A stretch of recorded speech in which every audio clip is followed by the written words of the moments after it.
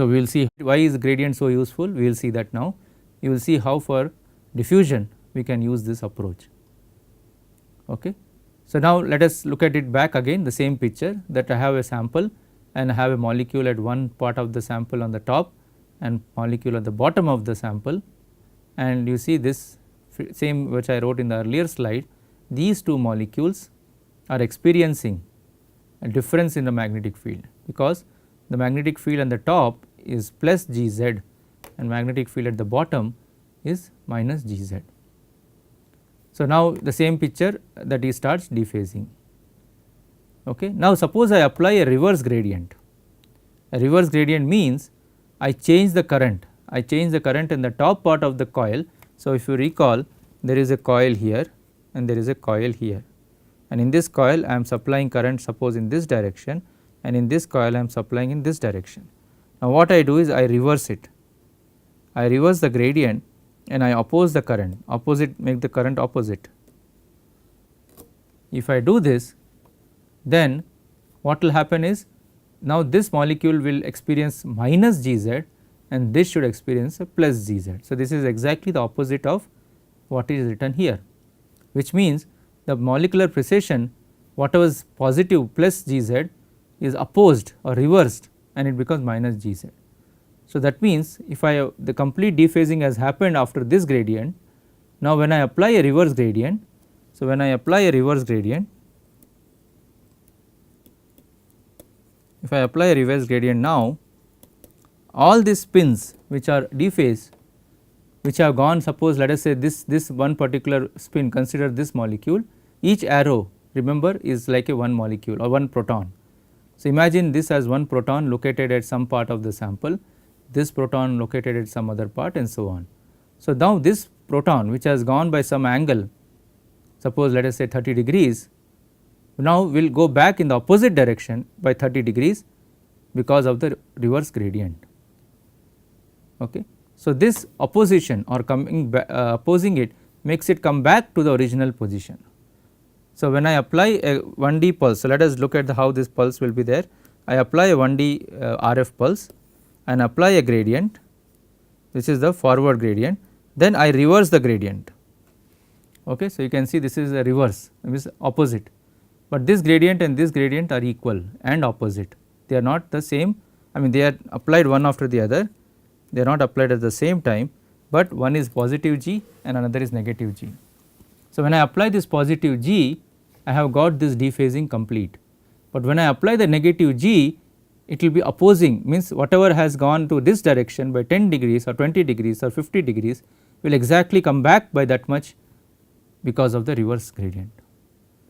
Okay. So, my time should be same. So, if I apply this for 10 milliseconds for example, I should also apply the reverse for the same time, the strength, the G value also should be same. Okay. So, the strength and the time of a gradient are very important parameters. So, if I apply two gradients opposite to each other for the same time and same strength, I can make everything come back to the original position. Why? Because whatever has happened in the forward direction is reversed by applying in the reverse direction. So, this is a very beautiful approach wherein you apply a forward and a reverse and you can actually undo what has been done by the forward gradient using the reverse gradient.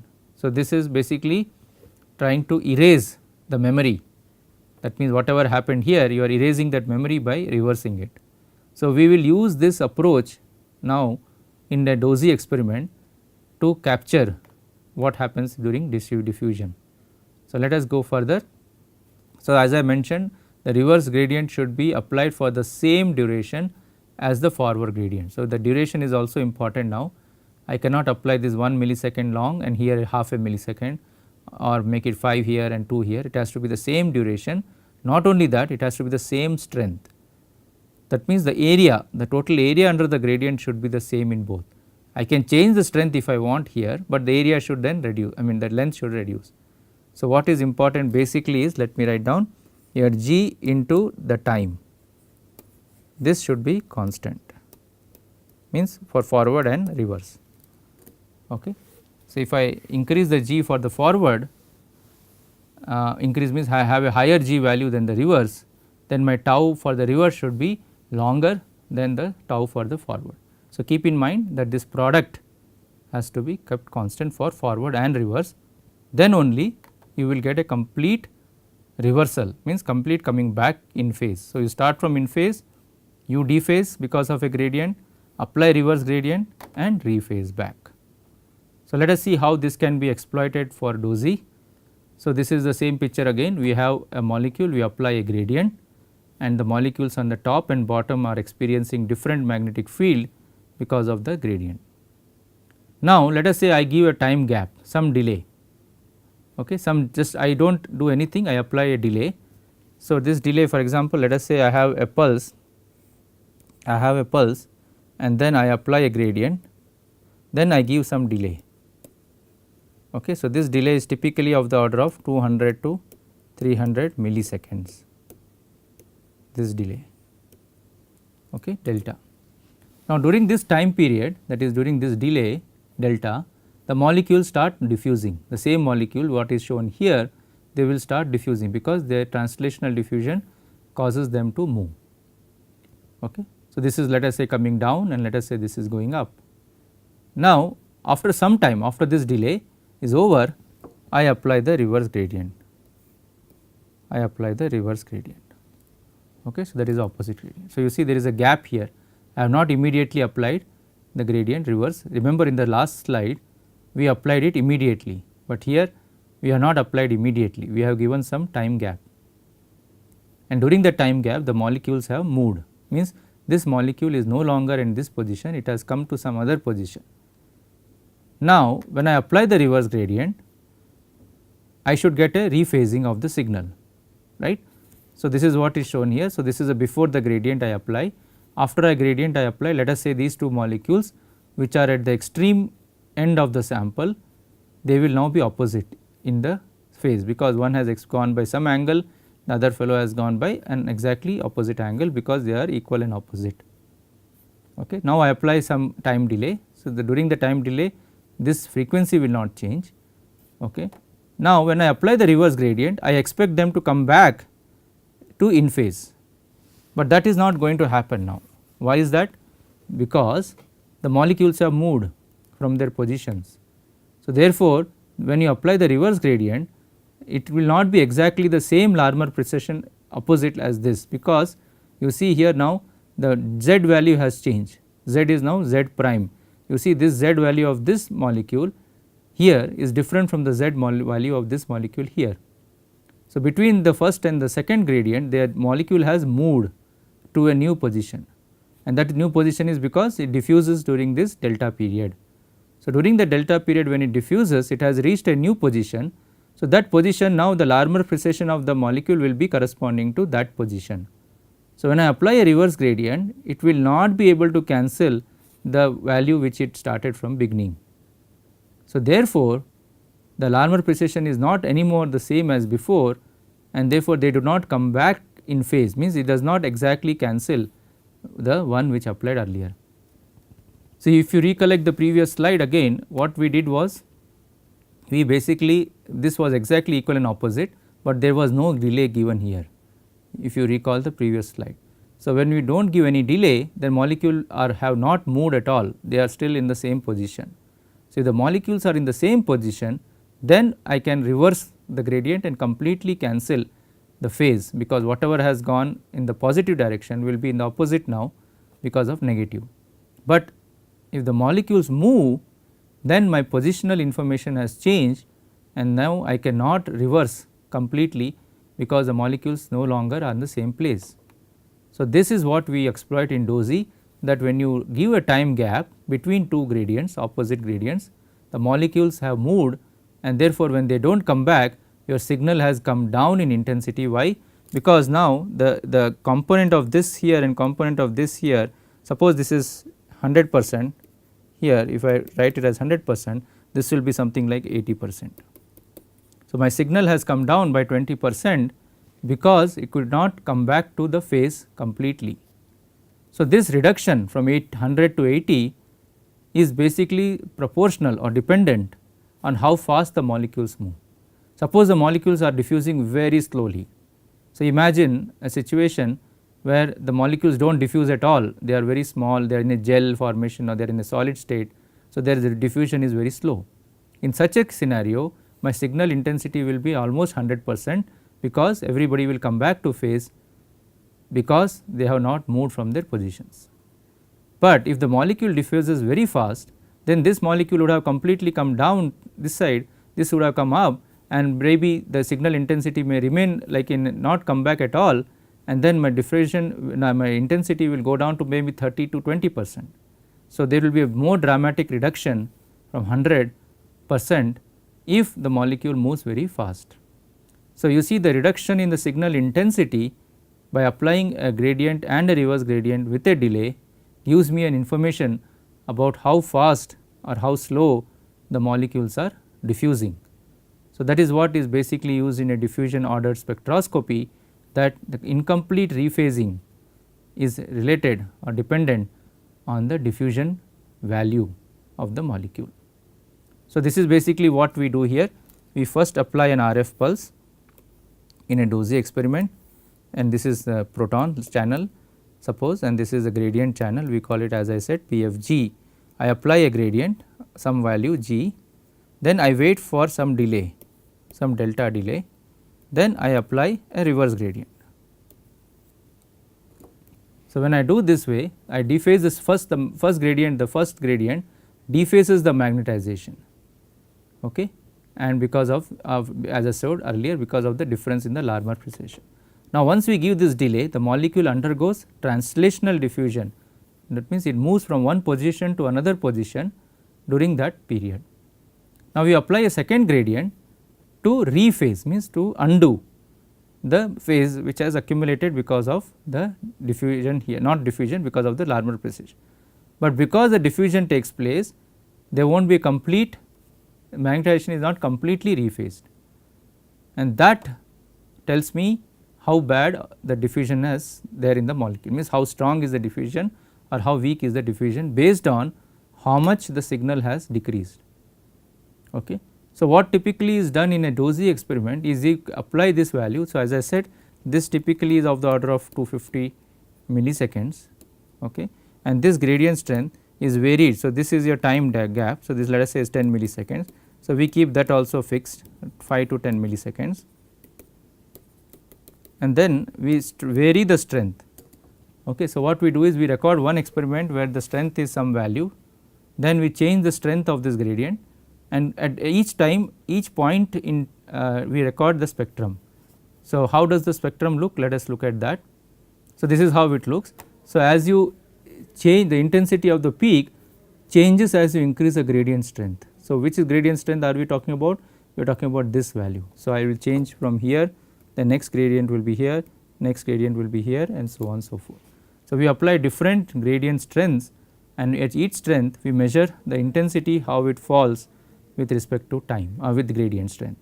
This is given by this equation. This is a very famous Tajal-Tanner equation, and we will not be able to derive this, but the idea is the intensity of a proton signal as you vary the g value will go down like this equation. This is like a Gaussian equation. So, this is not a straight line, it is a Gaussian curve. So, what are the constants here? This is constant, delta value, because that is not changing. Gamma is constant, that is the gamma of proton, delta of gradient, which is the duration, is kept constant, and d is your diffusion value. That is what we are trying to find out. Okay. So, this is what we are trying to estimate. We do not know this value, we are trying to estimate that, but we use this equation. So, how does the signal vary? So, you can see here this is a real spectrum, that as I increase the gradient strength and I record a lot of experiments, I do not do one experiment, I do one experiment with one gradient strength, then change the gradient strength and repeat the experiment. So, I will get like curve like this. You can see the intensity is falling, and that falling of intensity can be fitted to this curve, and once you fit that intensity to this curve, you can actually extract the d value, because all the other values are known to us, only unknown here is d value. So, that is how we extract the diffusion rate from the intensity of the proton signal as a function of time, function of gradient strength. Okay. So, the fitting is done for each peak. So, this peak is separately fit to this equation, this peak is separately fit to the equation and so on. So, now suppose I have a mixture of two samples, suppose this is one molecule and this belongs to another molecule. So, these two molecules do not have the same diffusion rate. So, when I plot the diffusion on the y axis and the x axis is the proton chemical shift. So, this chemical shift is x axis, you can see here that the diffusion values are not same because the molecules are not the same. So, imagine that you have a mixture of molecules, then each molecule in that mixture will have experienced a different diffusion rate, and therefore, your diffusion values which you extract from that equation. Remember that equation which I showed in the previous slide, that is an important equation which is used for calculating the d values. Okay. So, this is how basically you will see the diffusion changes. So, this you can also think of as a protein and ligand. Suppose that this is a free ligand, okay, or let us say this is your free ligand and this could be ligand and protein complex. So, if that is the case, then the ligand free ligand will have a different diffusion values, a lower diffusion value, and ligand and protein will have a higher, or it can be opposite. You can say this is a lower diffusion, this is higher, depends on how you plot this d value.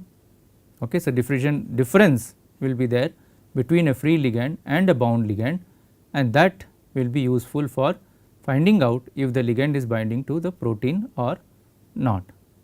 Okay. So, this is what is shown here, a mixture contains different molecules which can be confirmed, and if the ligand protein interaction, if a mixture of ligand is given, then the one which binds to the ligand will diffuse slowly compared to the other molecules. So, the point here is that suppose I take a screening, if I am doing a screening of a large number of molecules, out of 20 only 1 or 2 may bind to that protein.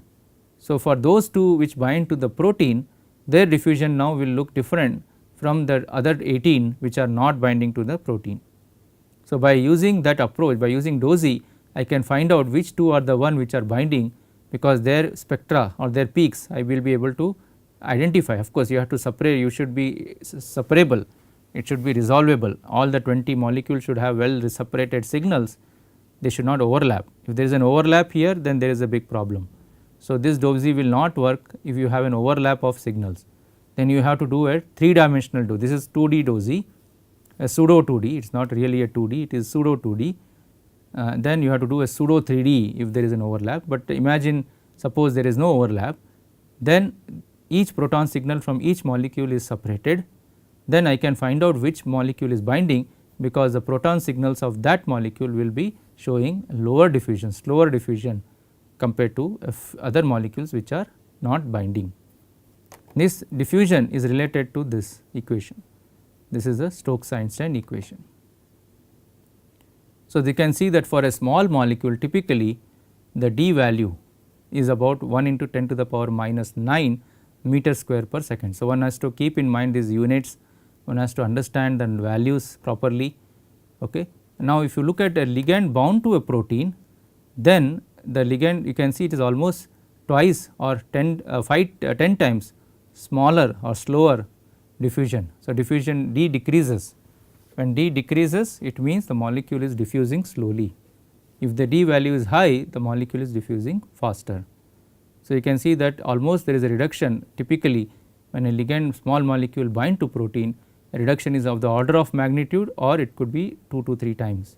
But that is very important, because that is sufficient for us to capture whether that ligand is bound to the protein or not. So, this is how basically DOSY works. We come to the end of this interaction part regarding the DOSY. So, this brings us to the end of this course. Let me just summarize what we have done in this course. We basically the whole course was focused on how to determine structures of proteins using NMR, and how to study the interaction of protein with ligands by different approaches. So, we looked at remember in the flow chart, the first thing which you need is a protein sample, and for that you need to do isotope labeling. That is what we saw, and we have looked at different techniques of isotope labeling, we saw that it requires basically the concept of recombinant DNA technology, of idea of cloning, and for that you also, for isotope labeling, you need C13 and 15 labeled medium and materials. Now this medium basically means it depends on what you are growing. If you are growing E. coli or a yeast, or if you have a cell free medium, that medium will change, and also what will change is what is the source of nitrogen and carbon for the growth of the organism. So for E. coli we saw that the standard molecule is glucose, C13 labeled glucose, and ammonium chloride and 15 labeled is used as the source of carbon and nitrogen.